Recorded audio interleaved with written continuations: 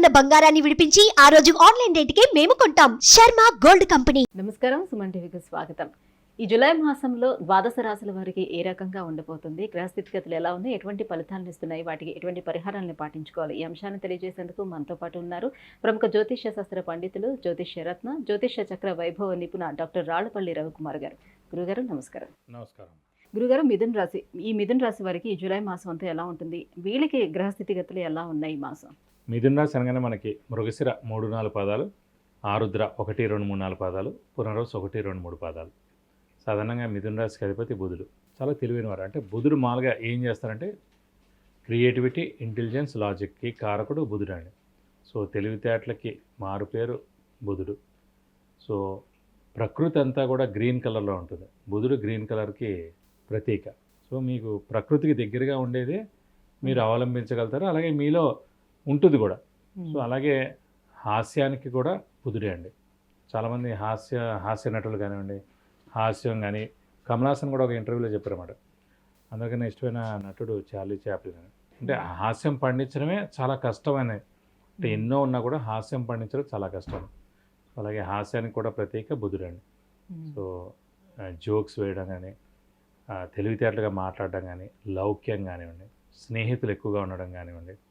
So నేచర్లో మమైకం అయిపోగలరన్నమాట మిథున రాశి వారు. దానికి అధిపతి బుధుడు కాబట్టి. ప్రస్తుతం మనకి మిథున రాశి వారికి శని భాగ్యంలో ఉన్నాడు కాబట్టి పర్వాలేదండి, నష్టం లేదు.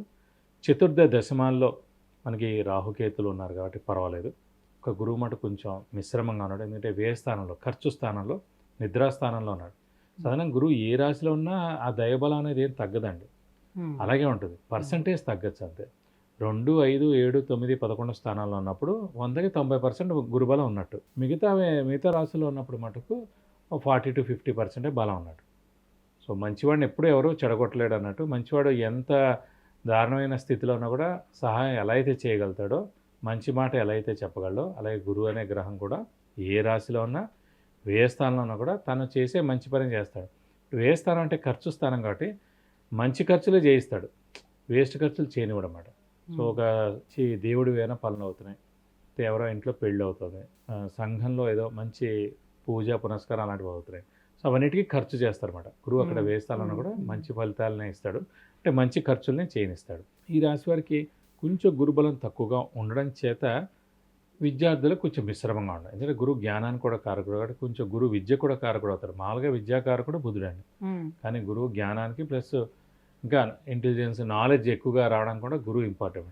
సో ఆ గురుబలం తగ్గడం కాబట్టి విద్యార్థులు కొంచెం మిశ్రమంగా ఉండొచ్చు. అనుకున్న సీట్లు సాధించలేకపోవడం, మంచి ర్యాంక్ రాకపోవడం, సో బాగా కష్టపడితే కానీ పనులు జరగకపోవడం, ఇలాంటివన్నీ కొంచెం విద్యార్థులకి మిశ్రమంగా ఉంటుంది. అలాగే కొన్ని పురోహితుల ఫీల్డ్ ఉంటాయి, అంటే ఇవన్నీ దైవ సంబంధించిన ఫీల్డ్స్ ఏవైతేనే, పురోహితులు అవ్వచ్చు, అర్చకులు అవ్వచ్చు, వేద పండితులు అవ్వచ్చు, గురువు రిలేటెడ్ ఇవన్నీ. అలాగే టీచర్లు కూడా ఇందులోకి వస్తారన్నమాట.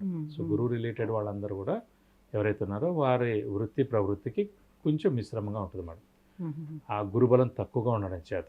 అదే గురుబలం బాగున్నప్పుడు వీళ్ళందరికీ చాలా బాగుంటుంది. అంటే బాగాలేదంటే గురుబలం ఎంతవరకు బాగలేదు అంటే మనకు 50% బాగున్నట్టు అన్నమాట, 50% మిశ్రమంగా ఉంది. ఇక్కడ గురుబలం పెంచుకోవాలి, దైవబలం పెంచుకోవాలి, దైవనామస్మరణ చేయాలి, సంఘంలో జరిగే ఏవైనా మంచి పనుల్లో మనం పాల్గొనాలి, దానం ధర్మం ఎక్కువగా చేయాలి, గురువుని దర్శించాలి, గురువు యొక్క అనుగ్రహం పొందాలి.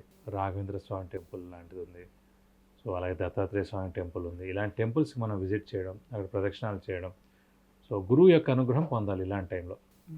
కాబట్టి ఇలాంటి దేవుళ్ళని, దత్తాత్రేయ స్వామి, రాఘవేంద్ర స్వామి, ఇలాంటి వాళ్ళని పట్టుకుంటే మన పని ఫాస్ట్గా అవుతుంది. భాగ్యస్థానంలో ఉన్నటువంటి శని ఎటువంటి ఫలితాలను ఇస్తాడు? భాగ్యస్థానంలో శని ఉన్నందుకు స్వస్థానం అయింది కాబట్టి భాగ్యం చూడాలంటే మనం 9th హౌస్ని చూడాలి, భాగ్యస్థానాన్ని. సో భాగ్యాన్ని చేకూరుస్తాడు.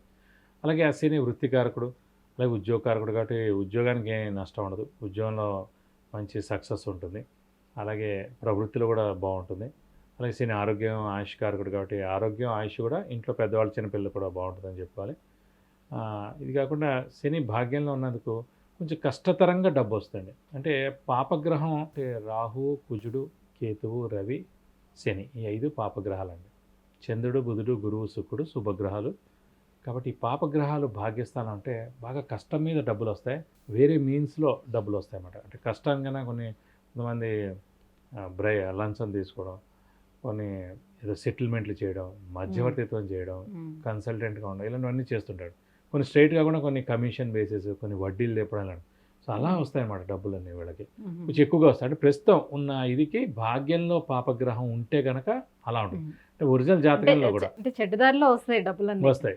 అందుకే పాపగ్రహం భాగ్యస్థానంలో ఉండకూడదు. అలాగే ద్వితీయ స్థానం అనేది కూడా ధనస్థానం అంటారు. స్థానంలో కూడా అదే మనకి శని దశమ స్థానము 11వ స్థానంలో కూడా ఉండొచ్చు.